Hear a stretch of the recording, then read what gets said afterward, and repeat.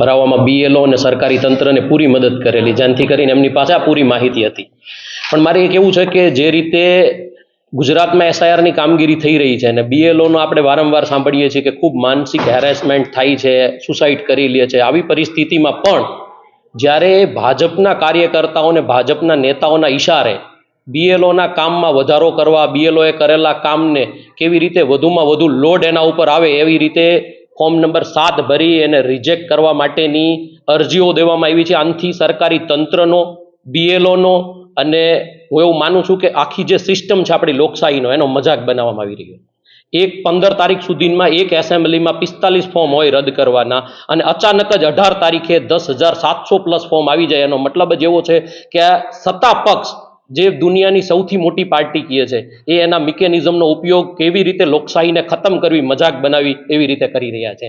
સૌથી મોટી વાત તો એ છે કે 10 લાખથી ઉપર આખા ગુજરાતમાં ફોર્મ રદ કરવા માટે, જેના ઓલરેડી વેરીફાઈડ કરી અને ભરાયેલા છે એવા ફોર્મ રદ કરવા માટેની અરજીઓ છેલ્લા દિવસોમાં થઈ. એટલે એ જ શંકાસ્પદ છે.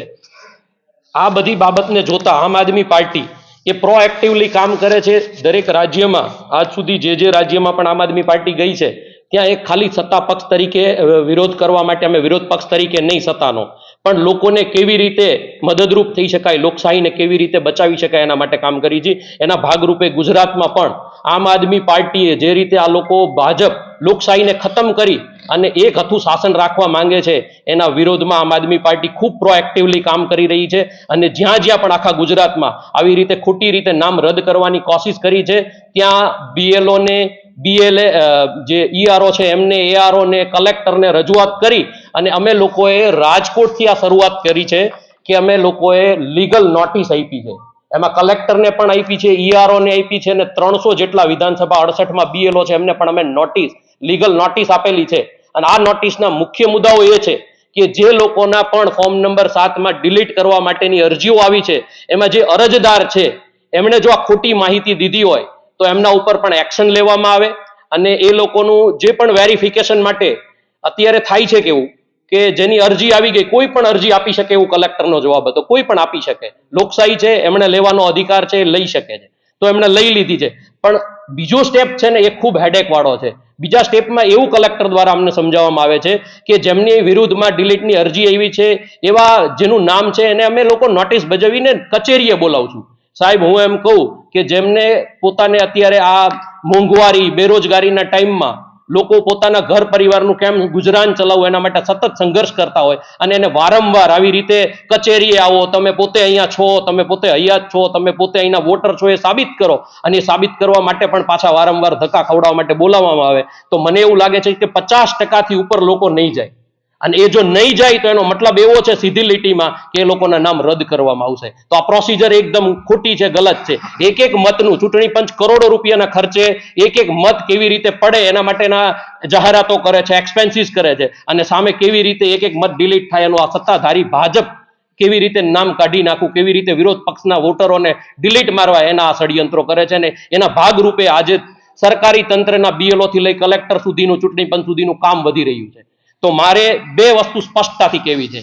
એક, કલેક્ટર શ્રીને અમે જે નોટિસ ફાળવી છે, હું હજી એ કહેવા માંગુ છું કે આ કોંગ્રેસ પક્ષ નથી, આમ આદમી પાર્ટી છે. ભણેલા ગણેલા યુવાનોની એક સંઘર્ષ કરતી પાર્ટી છે. આ પાર્ટી આ લીગલ નોટિસ ખાલી અહીંયા દેવા માટે નથી, સુપ્રીમ કોર્ટ સુધી પણ જવું પડશે તો અમે લડશું અને તમામ જવાબદાર અધિકારીઓ, BLO કે જે અરજદાર છે બધાને ન્યાય સુધી લઈ જઈ અને અમે સજા કરાવડાવશું. એટલે કોઈ પણ ખોટી રીતની આ વસ્તુ કરતા હોય તો આપના માધ્યમથી કહેવા માંગુ છું કે રહેવા દેજો. આ આમ આદમી પાર્ટી છે, અહીંયા તમે એક વસ્તુ એ ખોટી નહીં થવા દે. અને બીજી વસ્તુ, હું કલેક્ટર તંત્ર, ERO, ARO, BLO ને કહેવા માંગુ છું કે કોઈ પણ રાજકીય પક્ષનો હાથો બનીને કોઈ કામ નહીં કરતા. જો આ કામ કર્યું છે તો તમે પણ એ સજાના ભોગ બનશો અને હકદાર બનશો. એટલે અમે લોકો છેલ્લી જ્યાં સુધી લડત લડવી પડશે ટોપ ટુ બોટમ લડશું. અને હું તમારા માધ્યમથી ગુજરાતની જનતાને, રાજકોટની જનતાને કહેવા માંગુ છું કે જે પણ નોટિસ આવે આપણે લોકશાહીને બચાવવાની છે. આ ભાજપ લોકશાહીને ખતમ કરવાના ષડયંત્રો કરે છે, પણ આપણી જવાબદારી છે કે લોકશાહીને બચાવી.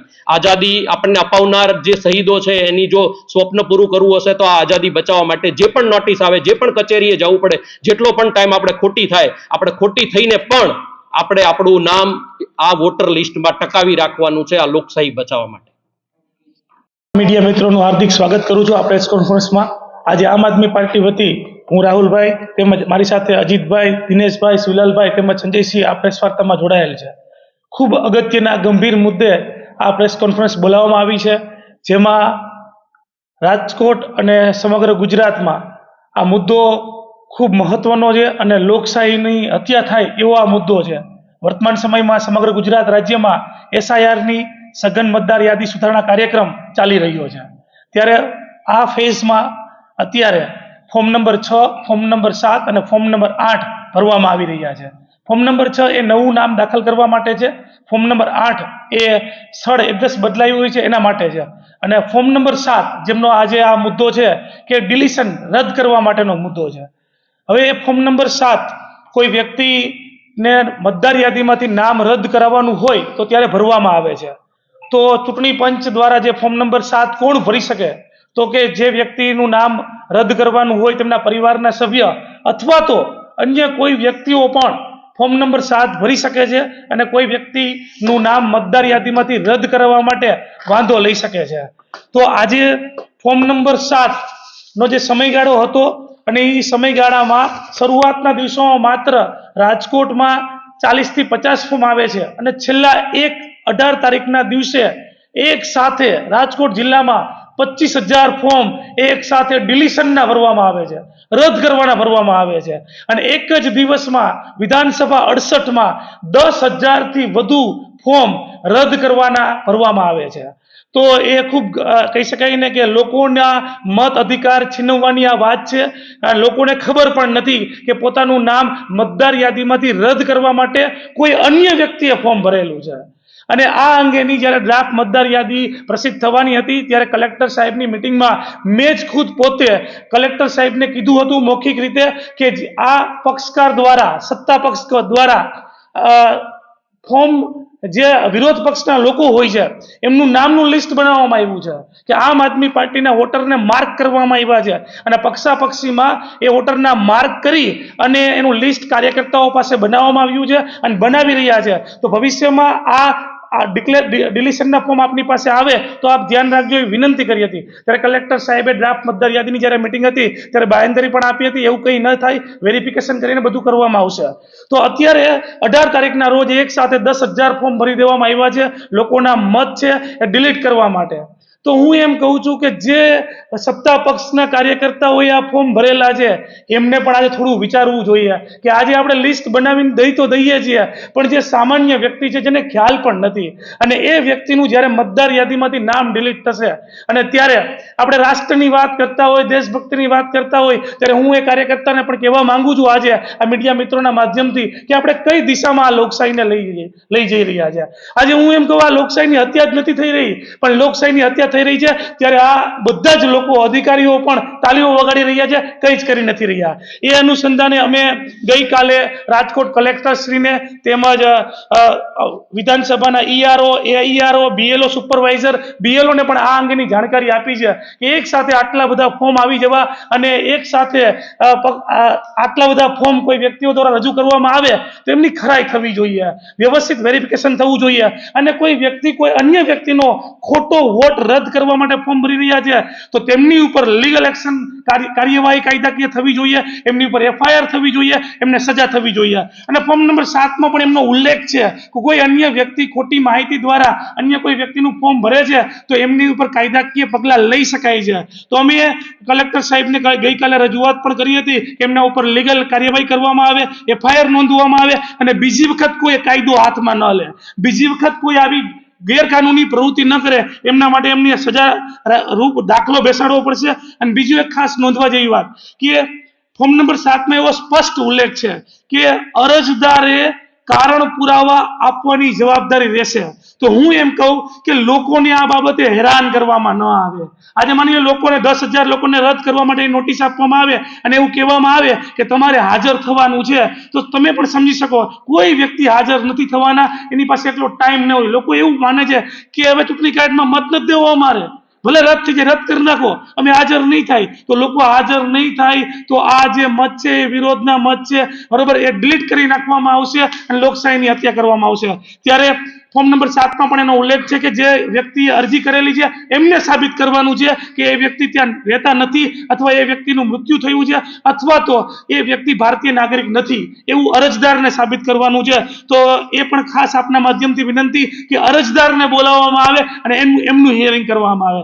બીજી એક મહત્વની વાત એ પણ કહેવાની આપને ખાસ કે છેલ્લા 3 મહિનાથી આપણે BLO ને માનસિક રીતે હેરાન કરી રહ્યા છીએ, પરેશાન કરી રહ્યા છીએ. વારંવાર બરોબર SIR ના ફોર્મ ભરવા માટે ઘરે જઈ રહ્યા છે, નોટિસ આપવા માટે ઘરે જઈ રહ્યા છે. એમની કોઈ ટ્રેનિંગ કરવામાં આવતી નથી, એમને કોઈ ગાઈડન્સ આપવામાં આવતું નથી. BLO ને ખ્યાલ જ નથી હોતો શું કરવાનું છે.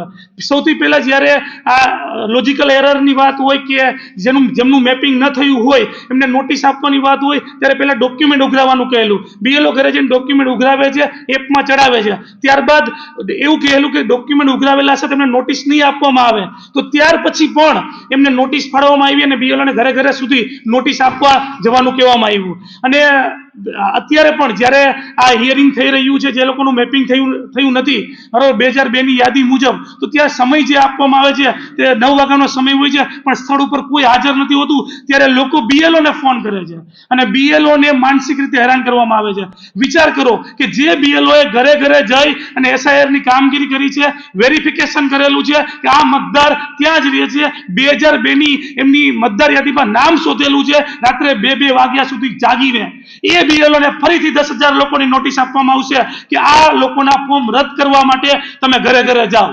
તમે ઘરે ઘરે જઈ અને રદ કરવાની નોટિસ આપો. તો વિચાર કરો, એક વિધાનસભામાં, ખાલી એક વિધાનસભાના હું આપને કહી રહ્યો છું, એક વિધાનસભામાં 10,000 નોટિસ ફરીથી BLO રદ કરવા માટેની લોકોને આપવા જશે ત્યારે લોકો એમને અપશબ્દો બોલશે, લોકો ગાળો દેશે એમને કે અમે ડોક્યુમેન્ટ આપીએ છીએ, વેરિફિકેશન કરાવીએ છીએ, 2002 ની મતદાર યાદીમાં નામ શોધીને આપીએ છીએ, તો પણ કેમ અમે તમને નોટિસ આપો છો. એટલે કહેવાનો મતલબ એ કે આ સરકારી સિસ્ટમમાં જે સરકારી અધિકારીઓ છે, BLO થી માંડી તમામ વ્યક્તિઓને ડિસ્ટર્બ કરવાનો, માનસિક રીતે હેરાન કરવાનો આ પ્રયત્ન થઈ રહ્યો છે. ત્યારે હું ચૂંટણી પંચને, ઇલેક્શન કમિશનને કહેવા માંગુ છું કે આ જે લોકોએ આવું અધિકારીઓને હેરાન કરવાનું, લોકોને હેરાન કરવાનું કામ કર્યું છે એમને કડકમાં કડક સજા કરવામાં આવે, એમના ઉપર FIR નોંધવામાં આવે અને કાયદાકીય રીતે એવો દાખલો બેસાડવામાં આવે કે બીજી વખત કોઈ પણ સત્તા પક્ષ આવી રીતે લોકોના મત ડિલીટ ન કરે અને આવું કોઈ પણ પ્રકારનું ષડયંત્ર ન કરે. તો હું આપ સૌ મીડિયા મિત્રોને પણ કહેવા માંગુ છું કે બહોળી માત્રામાં આપ પણ બરાબર આ મુદ્દાની સાથે રહી અને આમ આદમી પાર્ટીને અમને સપોર્ટ કરશો.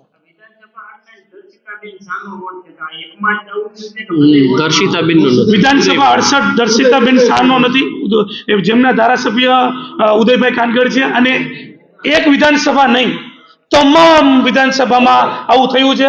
એ વિશે વિશેષ વાત અજીતભાઈ પણ કરશે. વિશેષ વાત, અમારી પાસે એવા કેટલાક ફોર્મ પણ આવેલા છે જેમાં સિગ્નેચર પણ નથી કરેલી અને એ ભરવામાં આવેલા છે.